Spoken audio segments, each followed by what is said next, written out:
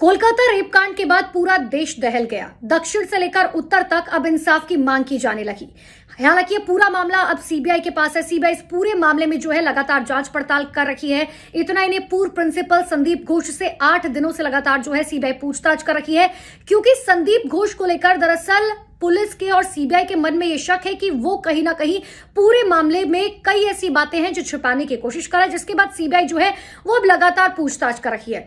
लेकिन इन सब के बीच में संजय रॉय को लेकर एक बहुत बड़ा खुलासा हुआ है। दरअसल न्यूज 18 इंडिया से बातचीत करते हुए संजय रॉय के जो खासम खास दोस्त है, यानी कि जिनके साथ उसने बचपन बताया है, ये युवा अवस्था बताई है, उन्होंने न्यूज 18 इंडिया से बात की और न्यूज 18 इंडिया से बातचीत के दौरान उन्होंने कई चौंकाने वाले खुलासे किए। देखिए, न्यूज 18 इंडिया से बातचीत करते हुए संजय रॉय के दोस्त ने बताया कि दरअसल वो शराब पीकर भेड़िया जैसा हो जाता था। इतना ही नहीं, उसने ये भी बताया कि वो हमारी बहनों पर भी बुरी नजर रखता था। आप ये समझे कि सिर्फ दोस्त ही नहीं, जो संजय रॉय के पड़ोसी हैं, जो महिलाएं वहां पर रहती थी, उन्होंने भी कहा कि जब संजय रॉय यहां पर रहता था तो हमें अपने घर का दरवाजा बंद रखना पड़ता था। अब आप ये समझ सकते हैं कि एक शख्स की मानसिक स्थिति जो है वो किस तरीके की थी। जो उनके दोस्त है, उन्होंने ये भी बताया कि शराब और सिगरेट पीने के बाद जो है उसे कंट्रोल करना बहुत ज्यादा मुश्किल हो जाता था। हमारी कई समय से जो है उससे बातचीत नहीं हुई और ऐसे लोगों को हम अपना दोस्त रखना भी नहीं चाहते हैं। लेकिन इन सबके बीच में अब आप ये समझिए कि संजय रॉय का जो है पॉलीग्राफ टेस्ट होना है, जिसको लेकर अब सीबीआई जो है एक सवालों की लंबी फहरिस्त बना रखी है और फहरिस्त में जो है सबसे पहले ये सवाल किए जाएंगे कि आखिर संजय रॉय जो है वो उस रात को क्या हॉस्पिटल में मौजूद था। हालांकि इसका एक प्रमाण जो है वो जरूर सीबीआई के हाथ लग चुका है, वो सीसीटीवी फुटेज जिसमें संजय रॉय जो है वो हॉस्पिटल में जाता हुआ नजर आ रहा है।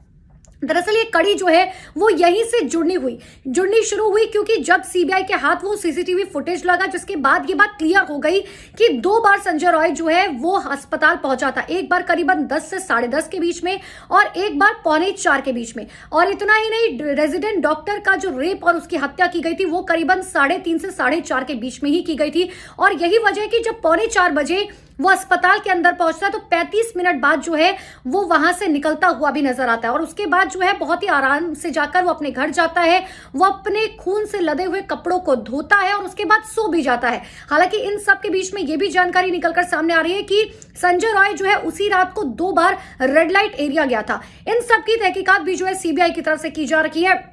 लेकिन आप ये समझने की कोशिश करिए कि एक तरफ संजय रॉय से पूछताछ की जा रही है तो दूसरी तरफ रेजिडेंट डॉक्टर के जो पिता हैं, उन्होंने एक बार फिर से जो है सरकार से, प्रशासन से, सीबीआई से गुहार लगाई है।